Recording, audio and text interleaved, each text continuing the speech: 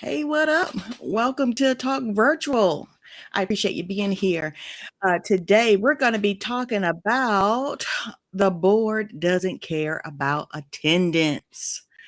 So, most SaaS event strategies fail at some point. It's not that,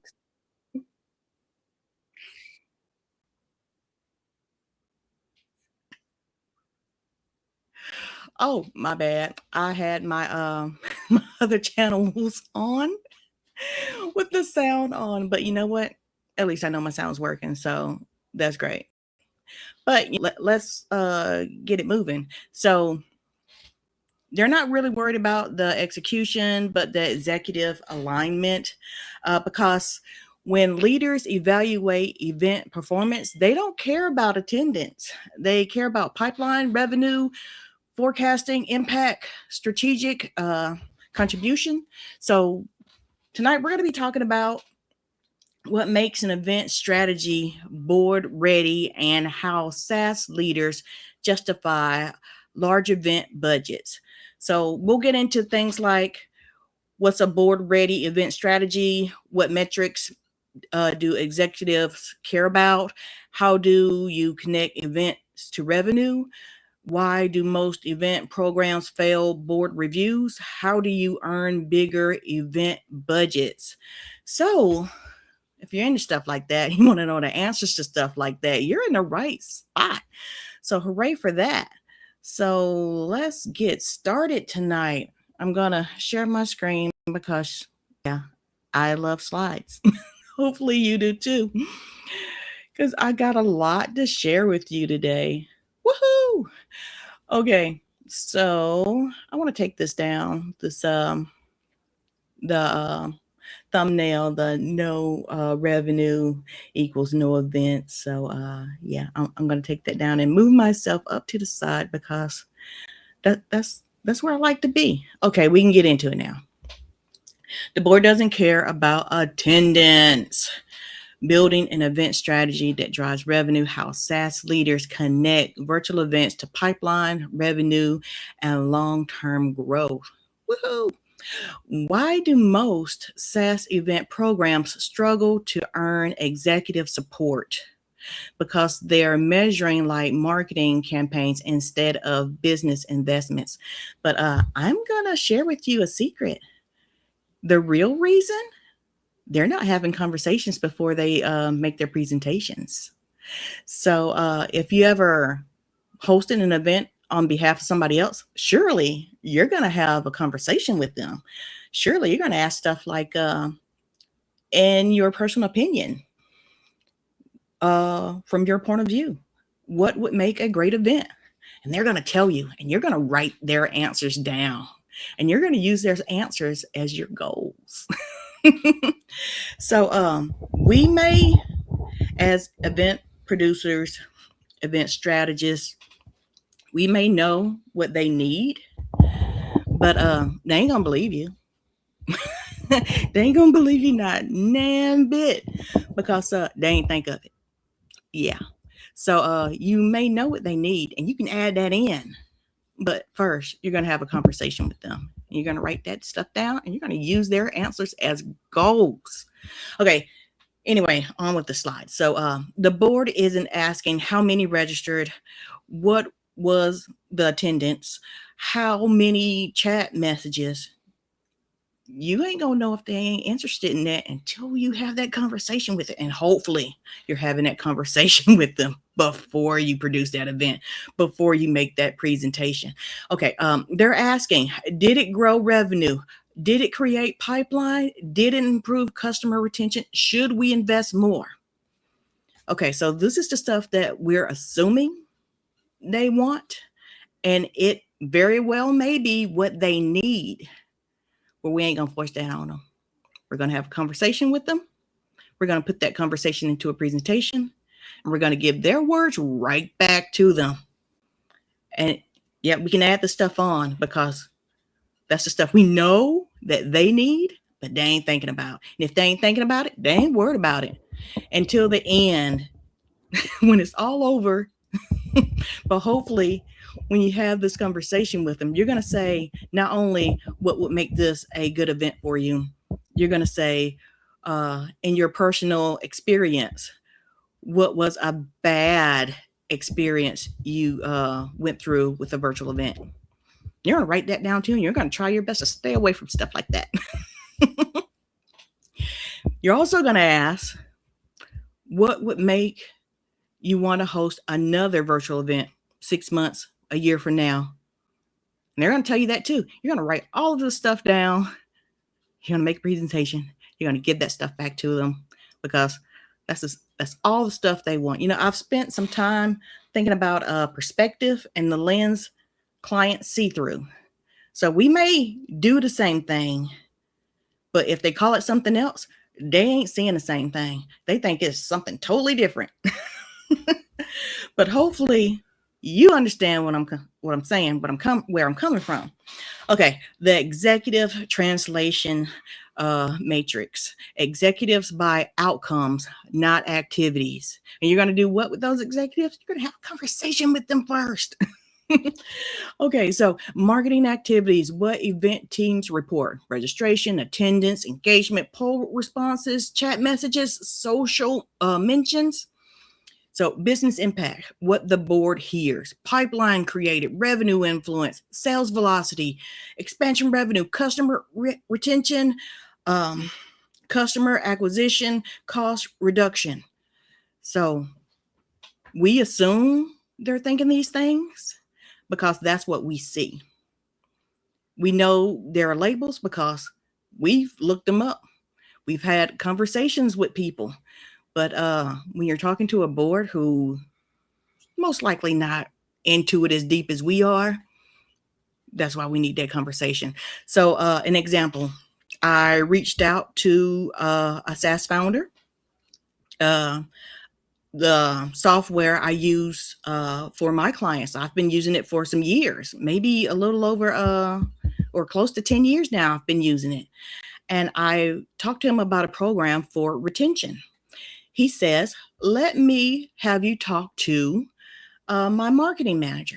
Talk to the marketing manager. You know what the marketing manager says? I don't know what you're talking about. And I said, can I show you how I'm using your product? And he says, yeah. And he says, I've never seen anyone use our program like this. That totally hurt my feelings. But I went on to say, well, this is how you can retain clients, and this is how you can get clients to move upward in your pricing line. They had they had one product and 3 price points. And when you reach so many, let's say it's events. Let's say you've reached 10 events, you have to go up to the next price points. And I was telling them how I use their programs and how I'm up in their price point. And he says, well, thanks. We're not into retention right now. We're into acquisition. And I was trying to be cute. And I said, what's acquisition without retention? Asking for a friend. No response. So you know what? I presented something and I didn't have a conversation with them first. So I presented something that they weren't interested in because they're not thinking about retention. They were thinking about acquisition. And I guess by presenting something they had no interest in, I didn't hear what they were actually trying to say, which is acquisition, not retention. So when you have that conversation first, you can better have presentations. And when you better have presentations, you can better work with your clients. So just a heads up. And we still work together, after I get off my high horse and say, no, not looking for retention. Straight up acquisition over here. Yeah. Okay. Why event strategies fail? Most event strategies don't fail because of poor execution. They fail because they never answer executive questions leadership wants to know. Why are we doing this? How does this support company strategy? What financial impact will it have? Is this scalable? Should we increase investment? Once again, this is something that we assume. We can ask chat about something, but until we get to that board member and ask them, who the person who's giving you the money to host this event, what do you want to get out of this event? And if what they're saying matches up to their target audience, and hopefully the people who are paying you know who their target audience is. Hopefully they know their target audience pain points. Hopefully they know where their target audience hangs out on social. And hopefully they know that their solution will solve a pain point of their target audience. All that has to go together. And all this has to be done before you host your event. Or else you can do all of this and it may not work. What's the point of hosting an event if you don't know who your target audience is? If you're not going to have the attention of your target audience? I mean, yes, you can get paid for a service, but you can get paid a lot more for that same service if that event works out. So get everybody on that same page. Okay. Events are no longer campaigns. So traditional thinking, host an event, collect leads, move on. What are you moving on to? So event-led growth thinking, host events, create content, build community, generate conversations, support sales, increase retention, drive revenue. So hopefully you've been talking to a whole bunch of people all before this. You've been talking to the people who are paying you to host that event. You've been making sure that what they want from that event matches the what they can give their target audience, because that makes a difference. That makes a big difference. Okay. Revenue doesn't come from one event. Events initiate relationships. That's a true statement. The ecosystem compounds them. That is also a true statement. I truly believe, because I've done it and seen it. It helps if you've done it and seen it. Okay. Events, ignition point, content, community, advocate, revenue, customers, sales conversations, trust. Yeah, all those things work together. Revenue comes from the ecosystem. Yeah, also a true statement. Don't host one event and think that's the end all be all. Don't post one piece of content and think that's it. A community. Did you have a community and didn't invite your target audience? Did your target audience see the value in your community? Advocates. Are people promoting what you do, how you help them? You talking big things about your customer service? Are you seeing any revenue from any of that? And your customers, do they love you enough to hang out in your communities? They love you enough to hang out in your social on your social platforms and interacting with your content? They trust you enough to be in your community or give you their money, have conversations with you so you can better make events, better communities, stuff like that. Because when you do, yeah, they want to advocate for you, have nothing but good things to say about you. Okay. The anatomy of event-led growth. Generate attention. Traditional events stop here. And yeah, I've seen those. A lot of people just want to drive the pretty car off the lot. And that's it. Generate trust, generate relationships, generate pipeline, generate revenue. That's the difference. So all of these things work together. All of these things need each other. Like, yeah, you might get my attention with that shiny new pretty car, but if I don't trust you, why would I buy it? I may have come to your dealership because I have that relationship with someone who told me I need to go to this place because they got a great salesperson there. And I'm like, okay. So to generate pipeline and to generate revenue, all of these things work together. Okay. Revenue attribution isn't perfect. One of the biggest challenges, who gets credit for the revenue? Okay, events, marketing, sales, customer success, community. All these things got to work together. So are you charging for the event? The money that comes from the marketing, are they targeting your target audience? Does your target audience notice the marketing? Is sales coming from that event that was marketed? Customer success, are you inviting your paid members, clients to your community? Is your community providing more sales? So let's say you do have an event platform and you got three pricing tiers and you want to move them up. Your community could talk about what's going on in the next tier. Your sales could reach out to the people in their community talking about that next pricing tier. It's like, hey, Erica, I saw you're at 9 events. The next pricing tier is at 11. Do you think you might need to upgrade? Because you get this, and this at the next pricing tier. I'm just saying. The answer, everyone contributes. Attribution is about contribution, not ownership. But somebody gonna say something about something, and everybody should be giving their best in all of these parts of the star here. Yeah, because if people aren't hanging out in your communities, they're not showing up to your events, your marketing gets looked over, salespeople ain't got nobody to talk to, you ain't gonna have customer success. So yeah, they all work together, but yeah, everybody needs to do their part. Executive alignment. Events simply connect the organization. So marketing, executive leadership, sales, customer success, and the product.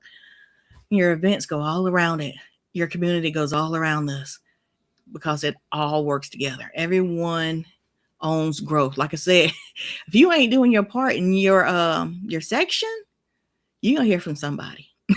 It might not be a good thing, but yeah, do your best at the part you're doing because everybody wants this machine to run at its optimal. Yeah, I know what I'm trying to say. Okay, changing the conversation. Instead of asking, did the event generate revenue? Ask, did pipeline increase? Did sales cycle shorten? Did customers engagement improve? Did opportunities accelerate? Did expansion of conversations increase? Like I said, until you have these conversations, you don't really know if the person who's giving you money to host these events, if that's what they want to know. You're going to ask them first. You might want to throw these in near the end, but until they tell you that's what they want to know, that's what you're going to put in your presentation. In that presentation, what they talk to you about is what you're going to give back to them. So we may know this pipeline, sales, customers, opportunity, expansion. We may know that's what they need, but you got to have that conversation with them first. So hopefully, you know what I'm saying. Okay. These are all executive conversations. Whew. Okay. Forecasting matters. Board loves predictability. Forecasting transforms events from expense into investment. Strong events leaders can estimate these metrics before the virtual door even opens. Okay, so we've been doing this for a minute. It works how it works because we work it like that. We set it up like that. And if we don't set it up like that, it ain't going to work like that. But we still going to have conversations with the people paying us, asking them, in your personal opinion, what would make this a great event? In your personal experience, what would make you not want to host an event again, a virtual event again? So we're going to have these answers because we're going to write down word for word. Hopefully, maybe you're talking to somebody on video and you have a program like Crisp.ai. Shout out to Chris because I love their transcripts. So you're going to have transcripts. Maybe you could give that transcript back to Notebook LM And you can ask for a podcast from that conversations. You can ask for an AI video overview from that podcast. You can ask for a blog post from that conversation, and you're going to put it in that presentation. You're going to give it back to them, because people see through their own eyes. They want what they want.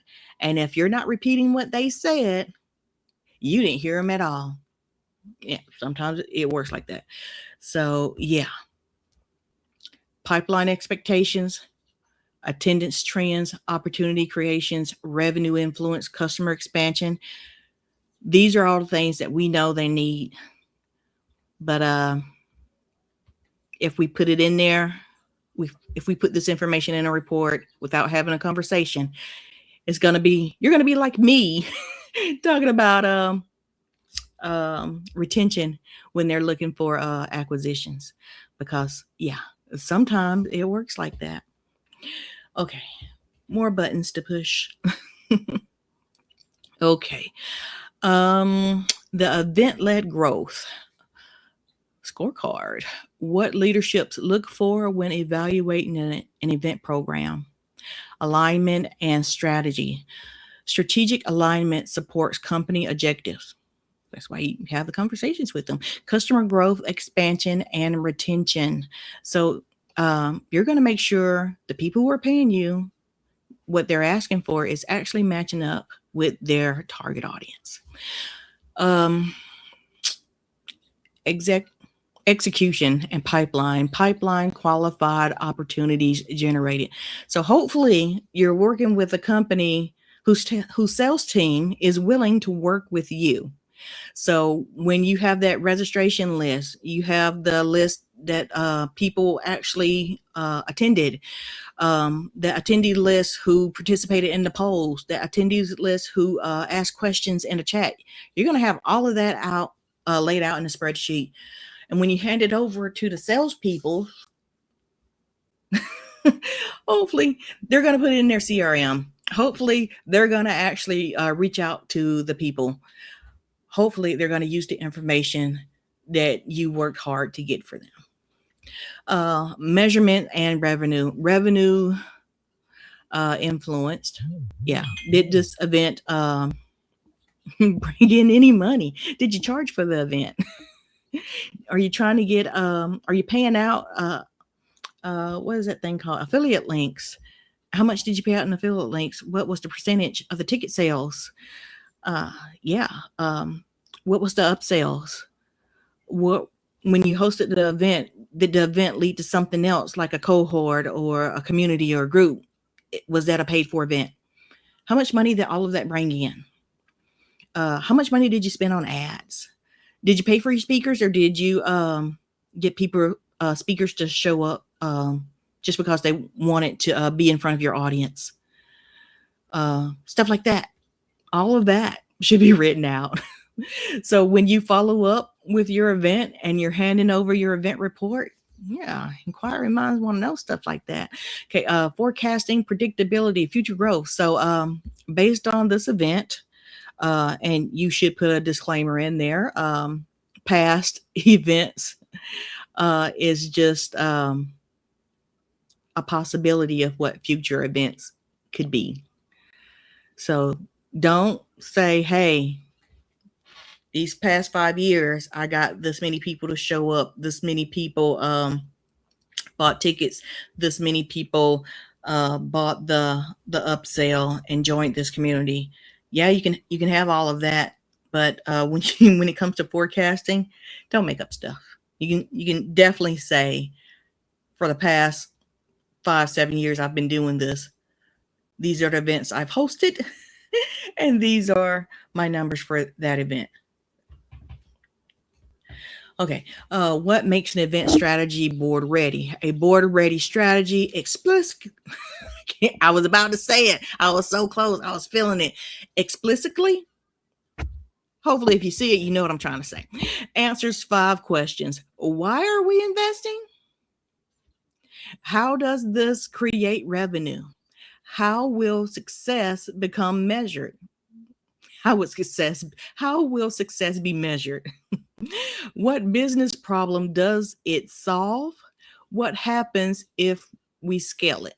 So hopefully you've been following me when I said you're going to have conversations with these people. The people who are giving you money, you're going to ask them what kind of event they want to host. And you're going to ask them who are the target audience, because you need to make sure that what they want is what their target audience wants. And you got to make sure these things going to match up, because some people can't see it. And it is your job to help them. But if you need help with that, reach out. Okay.